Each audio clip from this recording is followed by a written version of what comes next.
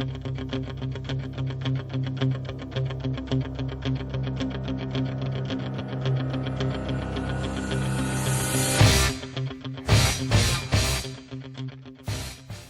to Eye on the Tigers News. I'm Jolie Pilo. Thanks for joining us today for the news we've been watching for you. Addressing a deeply divided nation, President Donald Trump summoned the country to a, quote, new American moment, end quote, of unity in his first State of the Union, challenging Congress to make good on long-standing promises to fix a fractured immigration system, and warning darkly of evil forces seeking to undermine America's way of life. Trump's address Tuesday night blended self-congratulation and calls for optimism amid a growing economy, with ominous warnings about deadly gangs, the scourge of drugs and violent immigrants living in the United States illegally. He cast the debate over immigration, an issue that has long animated his most ardent supporters, as a battle between heroes and villains, leaning heavily on the personal stories of White House guests in the crowd. He praised a law enforcement agent who arrested more than 100 gang members, and he recognized the families of 2 alleged gang victims. Sacred duty of every elected official in this chamber is to defend Americans, to protect their safety, their families, their communities, and their right to the American dream. Because Americans are dreamers too. We must President Trump was overheard Tuesday night telling a Republican lawmaker he is 100% in favor of releasing a classified memo on the Russian investigation that has sparked a political fight pitting Republicans against the FBI and the Justice Department. Television cameras captured Trump telling a congressman as he was leaving the chamber. The White House had said before that speech that it was still conducting a legal and national security review of the document, and Press Secretary Sarah Sanders told reporters earlier Tuesday that Trump still had not been briefed on its contents. President Trump has signed an executive order to keep open the U.S. military prison at Guantanamo Bay, marking a formal reversal of his predecessor's 8-year effort to shut it down. Trump made it clear during his campaign that he wanted Guantanamo to remain open and to, quote, load it up with some bad dudes, end quote. But he has not yet sent a new detainee to the facility.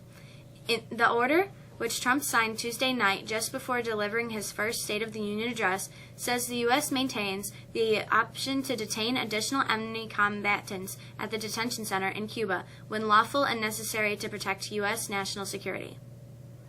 3 of corporate America's heaviest hitters, Amazon, Warren Buffett, and J.P. Morgan Chase, sent a shudder through the health industry Tuesday when they announced plans to jointly create a company to provide their employees with high-quality, affordable care.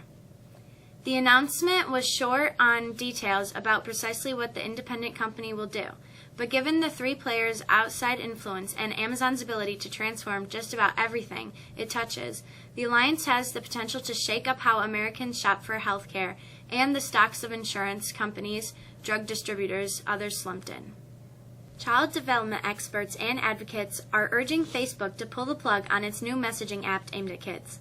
A group letter sent Tuesday to CEO Mark Zuckerberg argues that younger children, the app is intended for those under 13, aren't ready to have social media accounts, navigate the complexities of online relationships, or protect their own privacy. Facebook launched the free Messenger Kids app in December, pitching it as a way for children to chat with family members and friends approved by parents. It doesn't give kids separate Facebook or Messenger accounts. Rather, the app works as an extension of a parent's account, and parents get controls such as the ability to decide who their kids can chat with. We woke up to some very cold temperatures this morning, but we could see temps moderate. Here's Matt with the weather.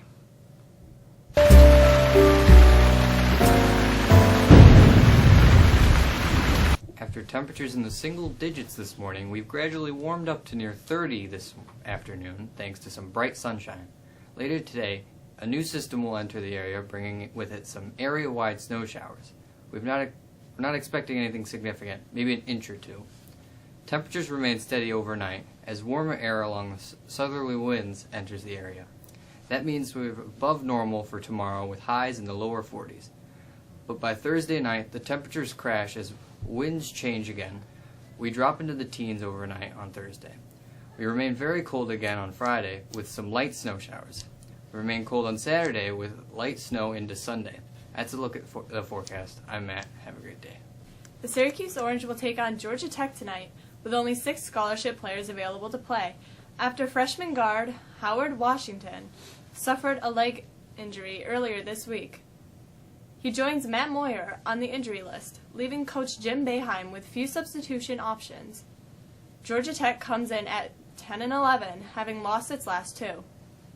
The Orange comes in at 15-6 and 4-4 in the ACC. Tip time is 8 o'clock, and the game is on Channel 3. Mexico Swimming and Diving closed out its home meet schedule with a win over CNS, 106-80. First place finishes by Dylan Long, AJ Yost, Zach Rivette, Logan Dana, and John Ocker.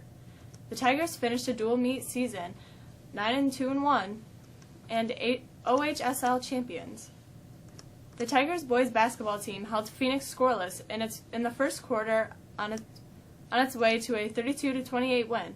Buddy Ruby led Mexico with 11 points. New England Patriots star tight end Rob Gronkowski says he's expected to play in Sunday's Super Bowl against the Philadelphia Eagles. Gronkowski has been in the league's concussion protocol after taking a hit from Jacksonville's Barry Church in the AFC Championship game. He made his first public appearance on Tuesday night while playing former teammate and current Eagles running back LeGarrette Blount in a game of Madden 18 at the Mall of America. Gronkowski said he's still in the concussion protocol and would leave his status up to those in charge of making medical decisions. James Harden became the first player in NBA history to score 60 points as part of a triple-double, and the shorthanded Rockets beat the Orlando Magic 114-107. Harden scored 18 points in the fourth quarter to eclipse the 57 points Calvin Murphy scored in 1978 to break Houston's single-game scoring record. After Harden broke the record, cameras in the arena showed a shot of Murphy, who works on the television broadcast team, smiling and clapping for the Beard, who also had 10 rebounds and 11 assists. That's a look at sports. I'm Ashley. Have a great day. $50 until this Friday, February 2nd. Then they are $65 February 3rd until sold out. Orders must be received by January 31st to guarantee your copy. Seniors with privilege passes. If your study hall schedule has changed for the second semester, you need to complete a new form and submit it to Miss Wood in the main office. Sports physicals will be held in the school nurse's office on February 13th. Please see Mrs. Lindsley for the required paperwork. That's all for us today. Thanks again for making us a part of your day. I'm Jolie Pilo. We'll see you again on Friday.